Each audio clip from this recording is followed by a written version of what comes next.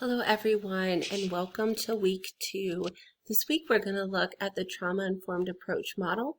We're going to see how it can be applied in applications within systems, and we're also going to talk about professional application of the model. Just a real quick agenda. Last week there should have been a link for this article. It is the SAMHSA's Concept of Trauma and Guidance for Trauma-Informed Approach. It's really important that you review that for this week's module and assignments, because everything we're going to review real quickly in this PowerPoint is in here. We're also going to take a look at the CSWE's Advanced Social Work Practice in Trauma. A link for that is in this week's module, and I'll try to have some time at the end of this to show you that in Canvas. And we're also going to see how a trauma-informed approach model can work for the person or the helper. That's us. I do want to remind everyone that while I will be reviewing these slides with you, it is your responsibility to read through them thoroughly and then to read through all of the readings and watch the videos that are in Module 2 for this week's assignments. So what is trauma? A lot of times people think of trauma in many different ways, right? There's natural disasters, there's grief, perhaps you think of someone who's fought in a war or a major car accident, right? So we like to have this comprehensive definition of trauma, which includes 3 different E's. So I don't normally read from the slides, but I am going to read this comprehensive definition of trauma and point out the 3 E's when we hit them, okay? So individual trauma results from an event, there's our first E, or a series of events, or a set of circumstances that is experienced, there's our second E, by an individual as physically or emotionally harmful or life-threatening, and that has lasting adverse effects, there's our third E, on individuals' functioning and mental, physical, social, emotional, or spiritual well-being. So the important thing about a comprehensive definition for trauma is that it's from that individual's perspective. So someone could experience very similar experiences, car crashes. For one person, it can be viewed as a life-threatening experience. Therefore, it be a trauma for them. The other person might not be perceived that way.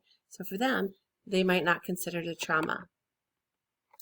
I'd like you to take a minute and review these stats for the simple reason that when you see these statistics, it tells you just how prevalent trauma is within our communities. And being in the helping profession, no matter what role we play, what system we work in, what population we work with or engage with, you will be working with people who've experienced trauma, and you will be working with people like coworkers who've also experienced trauma.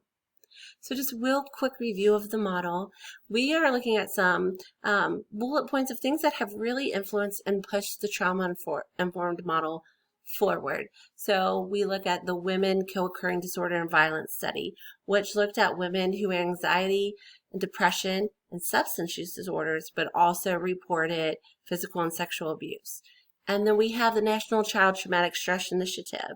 And what that did is it really brought awareness to childhood trauma and the behavioral aspect of it and what is needed for healing and recovery. So it kind of sticks with that whole idea of let's stop thinking what happened to you when we observe a behavior and ask ourselves, I'm sorry. Stop thinking what's wrong with you when we observe a behavior to what happened to you. We also know that the DSM-5 has criteria for trauma, and that all of this research that's regarding the biophysical social approach to trauma is backed by neurobiology, by psychology, and by sociology. So when we talk about organizational application, what does that mean? I really love this idea because it takes it beyond just a treatment model or a therapy, and it makes it part of an organizational structure or a culture.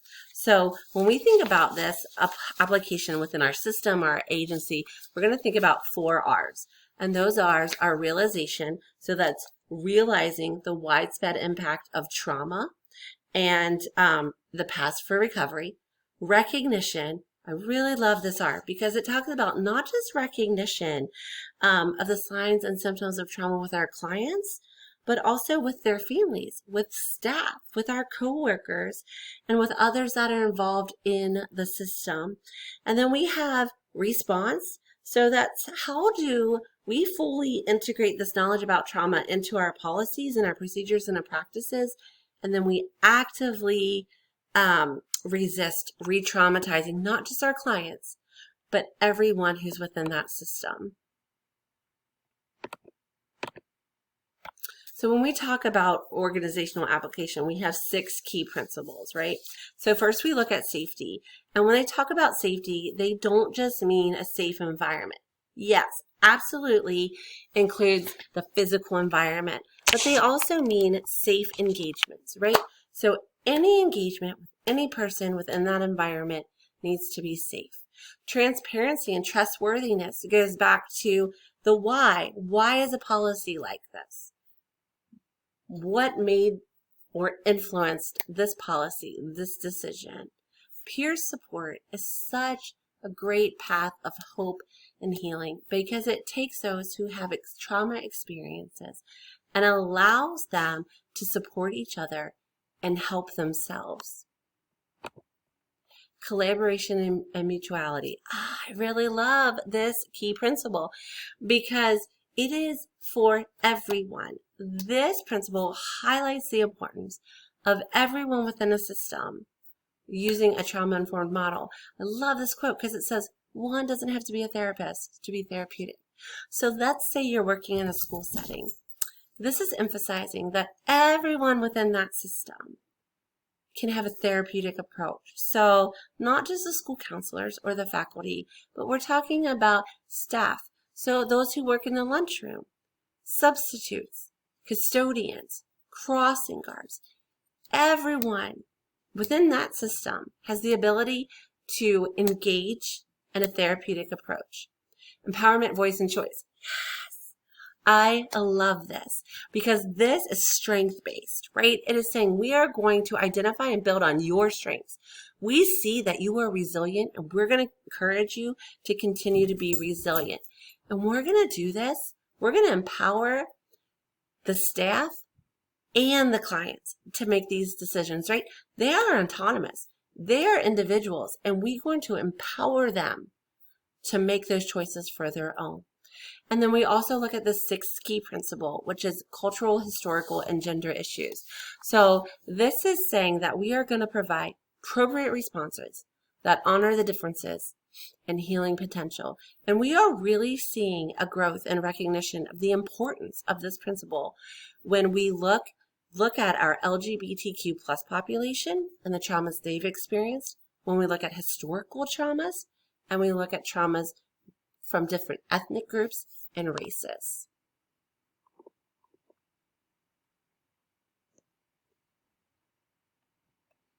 So what does the CSWE say about this mandate? I am going to go ahead and read this because it's really important. So I'm just going to read this.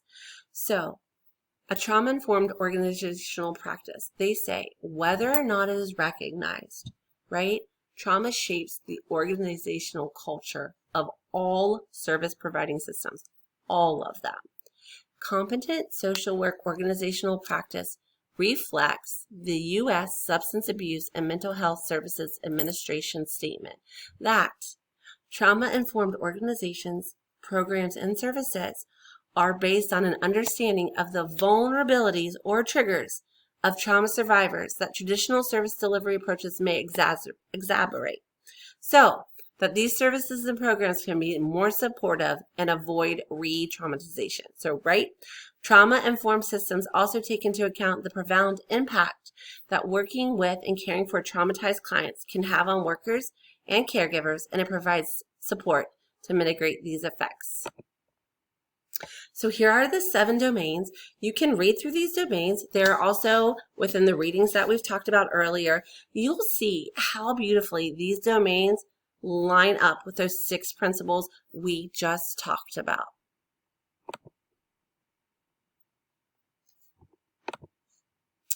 The book that we are going to begin reading this week is The Body Keeps the score. This is a fantastic book. I hope you have as many aha moments with this book as I did.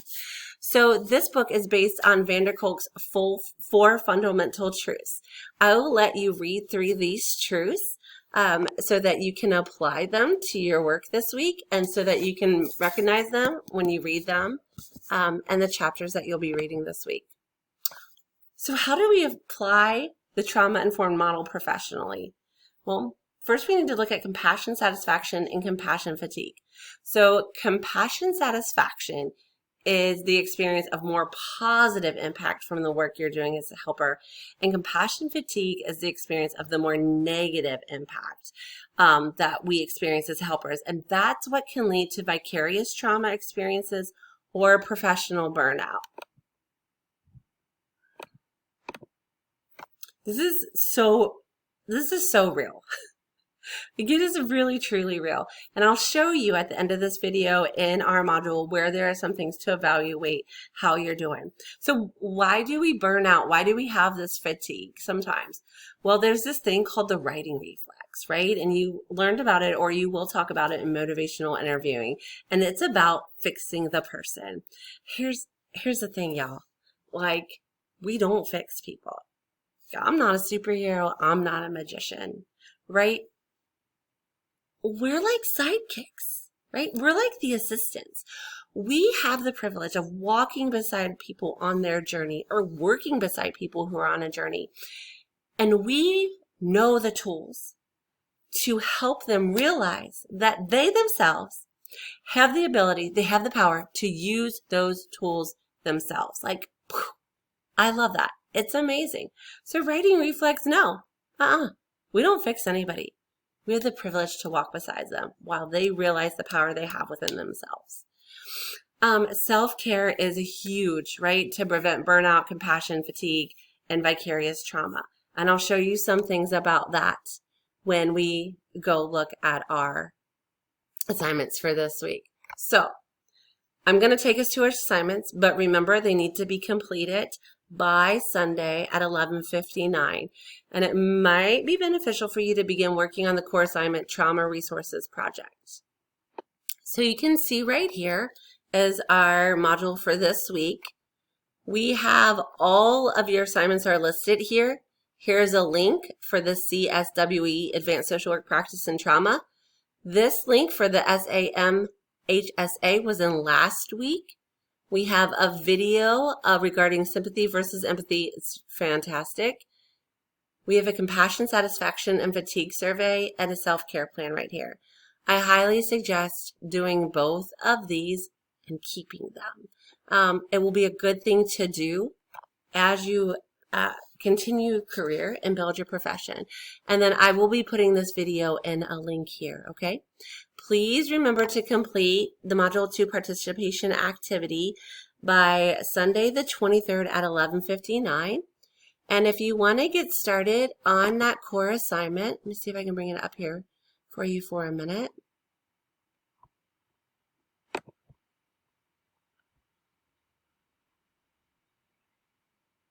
It's right here. It's due on the 30th.